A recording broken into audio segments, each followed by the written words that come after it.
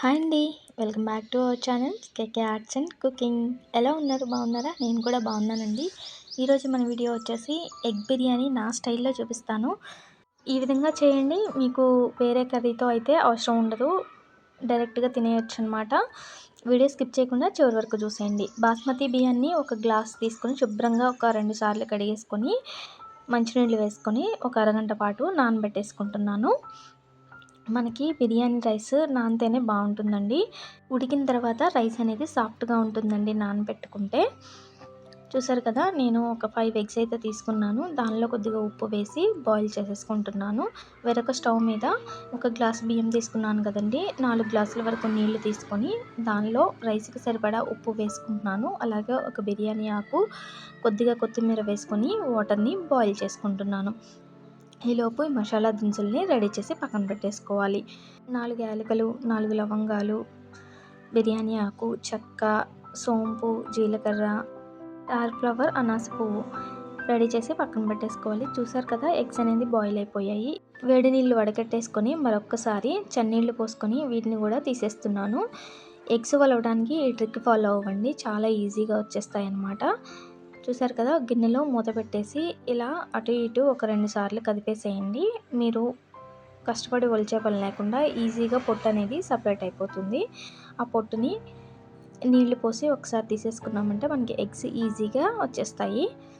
చూసారు కదా, మనకి బియ్యం అయితే 1/2 అవర్ పాటు నానిపోయాయండి. ఈలోపు మనకి వాటర్ బాయిల్ అయిపోయాయండి. ఇప్పుడు నానబెట్టుకున్న బియ్యాన్ని ఇందులో వేసేస్తున్నాను. మనం నానబెట్టుకున్నప్పుడు వాటర్ని శుభ్రంగా తీసేసి ఈ మరుగుతున్న వాటర్లో అయితే బియ్యం వేసేసుకుంటున్నాను. దీన్ని హై ఫ్లేమ్ మీద ఉడికించుకోవాలి. ఈలోపు మనం ఎగ్స్ని ఈ విధంగా ఫోర్క్ తీసుకొని హోల్స్ పెట్టేసుకోవాలి. చక్కగా మసాలాలు అయితే ఎగ్లోకి వెళ్ళి చాలా టేస్టీగా ఉంటుంది ఎగ్ అయితే. చూసారు కదా, అన్నిటినీ ఇలా చేసుకొని ఒక గిన్నెలోకి 1/2 టీ స్పూన్ పసుపు, రుచికి సరిపడా ఉప్పు, రుచికి సరిపడా కారం వేసుకోవాలి. 1/2 టీ స్పూన్ ధనియాల పొడి, ఒక 1/2 టీ స్పూన్ గరం మసాలా వేసుకోవాలి. ఒక 4-5 టేబుల్ స్పూన్ల వరకు పెరుగును వేసుకోవాలి. కొద్దిగా కొత్తిమీర వేసుకొని ఇవన్నీ ఎగ్స్కి బాగా పట్టేలాగా కలిపేసుకోవాలి. ఇలా కలిపేసుకొని ఒక పావు గంట పక్కన ఉంచేసేయండి. మనకి రైస్ బాయిల్ అయ్యేలోపు అవి చక్కగా మ్యారినేట్ అయిపోతాయి. చూసారు కదా, ఈలోపు మనకి రైస్ అయితే రెడీ అయిపోయిందండి. ఇలా మనం పట్టుకొని చూస్తే బ్రేక్ అయితే సరిపోతుందన్నమాట, ఎక్కువ ఉడకాల్సిన అవసరం లేదు. చూసారు కదా, ఈ విధంగా కొద్దిగా బ్రేక్ అయితే సరిపోతుంది. స్టవ్ ఆఫ్ చేసేసి రైస్ని వడకట్టేసుకోవాలి. మనకి రైస్ పొడి పొడిలాడుతూ ఉంటుందండి. మనం ఇలా బ్రేక్ అయినప్పుడు స్టవ్ ఆఫ్ చేసి వడకట్టేసుకున్నామంటే, స్టవ్ మీద కడాయి పెట్టుకొని ఒక 4 టేబుల్ స్పూన్ల వరకు ఆయిల్ వేసుకోవాలి. సన్నగా పొడుగ్గా కట్ చేసుకున్న ఉల్లిపాయల్ని వేయించుకోవాలి. అంటే బ్రౌన్ ఆనియన్స్ని వేయించుకోవాలండి. బ్రౌన్ కలర్ వచ్చేంత వరకు తిప్పుకుంటూ వేయించుకోండి. చూసారు కదా, ఈ విధంగా బ్రౌన్గా అయ్యేంత వరకు వేయించుకున్న తర్వాత ఇందులో నుంచి హాఫ్ తీసి పక్కన పెట్టేసుకుంటున్నాను. వేరొక ప్లేట్లోకి తీసుకొని కొన్ని మాత్రం ప్యాన్లోనే ఉంచేస్తున్నానండి.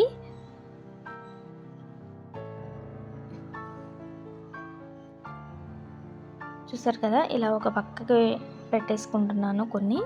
దీనిలో మనం ముందుగా రెడీ చేసి పక్కన పెట్టుకున్నాం కదా, దినుసులన్నీ వేసేసుకుంటున్నాను. వీటిని ఒక్క సెకండ్ పాటు కలుపుతూ వేయించుకొని ఒక మీడియం సైజు టమాటాని కట్ చేసి వేసేసుకుంటున్నాను.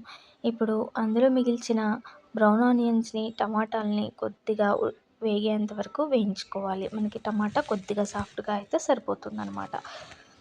దీనిలో ఒక టేబుల్ స్పూన్ వరకు అల్లం వెల్లుల్లి పేస్ట్ వేసుకొని పచ్చివాసన పోయేంత వరకు వేయించుకోవాలి. ఈలోపు మనకి టమాటా కూడా సాఫ్ట్గా అయిపోతుంది. చూసారు కదా, టమాటా అనేది సాఫ్ట్గా అయిపోయింది. ఇప్పుడు మనం ముందుగా మ్యారినేట్ చేసి పెట్టుకున్నాం కదా ఎగ్స్, అవన్నీ కూడా వేసేసుకొని ఒక 2 నిమిషాల పాటు కలుపుకుంటూ కుక్ చేసుకోవాలి. దీనిలో ఒక టేబుల్ స్పూన్ల వరకు నెయ్యిని యాడ్ చేసుకుంటున్నానండి, ఫ్లేవర్ బాగుంటుంది. ఇలా కలుపుకుంటూ గ్రేవీ కన్సిస్టెన్సీ అనేది చిక్కగా వచ్చేంత వరకు మూత పెట్టి ఉడికించుకోవాలి. చూడండి, ఆయిల్ అనేది సపరేట్ అయిపోయింది, గ్రేవీ కన్సిస్టెన్సీ అనేది చిక్కగా అయిపోయింది. ఈ విధంగా అయ్యేంత వరకు మనం కుక్ చేసుకోవాలి.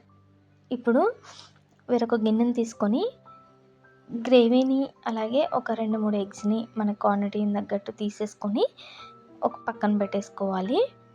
అంటే మనం ఇప్పుడు రైస్‌ని లేయర్స్ లాగా వేసుకుంటామన్నమాట. అందుకని మధ్యలో వేసుకుందామని చెప్పి పక్కకు తీసి పక్కన పెట్టుకున్నానన్నమాట. చూడండి, ఇప్పుడు మనం వడకట్టుకున్న రైస్‌ని ఒక లేయర్ లాగా వేసేసి దానిపైన కొద్దిగా కొత్తిమీర, అలాగే మనం వేయించి పక్కన పెట్టుకున్నాం కదా బ్రౌన్ ఆనియన్స్, వాటిని వేసుకోవాలి. అలాగే ముందుగా తీసి పక్కన పెట్టుకున్న ఎగ్స్‌ని, గ్రేవీని వేసుకొని మనం సమానంగా పరుచుకోవాలి. అప్పుడు మనకేంటంటే గ్రేవీ అనేది చక్కగా రైస్‌కి ఫ్లేవర్ చక్కగా పడుతుంది. ఈ విధంగా చేసుకున్నామంటే అలాగే కొద్దిగా కరివేపాకు కూడా వేసుకోండి. ఫ్లేవర్ అయితే చాలా బాగుంటుంది కరివేపాకు ఫ్లేవరు. ఇలా కొద్దిగా స్ప్రెడ్ చేసేసుకొని రెండో లేయర్ రైస్ కూడా వేసేసుకోవాలి. ఇప్పుడు ఈ రైస్ అంతటినీ కూడా చక్కగా స్ప్రెడ్ చేసేసుకొని మొత్తం ఈవెన్గా ఉండేటట్టు దీనిపైన మరలా ఇందాక చూపించిన విధంగా బ్రౌన్ ఆనియన్స్, కొత్తిమీర, అలాగే కరివేపాకు, చీలికలుగా కట్ చేసుకున్న 4 పచ్చిమిర్చిని వేసుకోండి. పచ్చిమిర్చిని లాస్ట్లో ఈ విధంగా కట్ చేసి వేసుకున్నామంటే మనకి బిర్యానీ తినేటప్పుడు వాటిని పక్కన పెట్టుకొని తినడానికి చాలా బాగుంటాయండి. ఒకసారి తప్పకుండా ట్రై చేయండి ఈ విధంగా. అలాగే కొద్దిగా ఫ్లేవర్ కోసం నెయ్యిని యాడ్ చేస్తున్నాను. కొద్దిగా కసూరి మేతి యాడ్ చేస్తున్నాను. మీరు కావాలి అంటే కుంకుమ పువ్వుని పాలల్లో కలిపి యాడ్ చేసుకోవచ్చు. లేదంటే పాలల్లో పసుపుని కలుపుకొని యాడ్ చేసుకున్నా మీకు కలర్ అనేది వస్తుందండి. నేనైతే ఏమీ యాడ్ చేయలేదు.